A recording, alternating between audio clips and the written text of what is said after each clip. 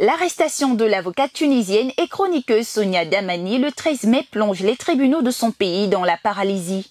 Une juge d'instruction a ordonné son interpellation après la diffusion d'une chronique télévisée dans laquelle Sonia Damani a tenu des propos supposés porter atteinte à la sûreté publique et qui pourraient être favorables à des manifestations de protestation contre le gouvernement tunisien après l'expulsion des migrants venus de plusieurs pays d'Afrique subsaharienne. La grève a été respectée à 100%.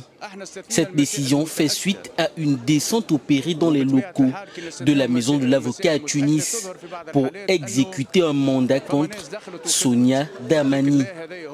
La défense de l'avocate dénonce une justice aux ordres, tout en réclamant la remise en liberté immédiate de la juriste placée en garde à vue depuis plus de 48 heures.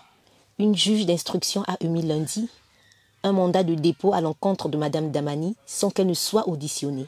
Les conditions au sein du tribunal n'étaient pas favorables à la tenue de cette audience. Je dénonce la magistrature aux ordres et la libération immédiate de Mme Damani. Si les faits de publication de fausses informations, de tentatives d'atteinte à la sûreté publique sont avérés, l'avocate Sonia Damani risque une peine d'emprisonnement de 5 ans, selon les dispositions du décret loi 54 promulgué en septembre 2022 par le président Kais Saied.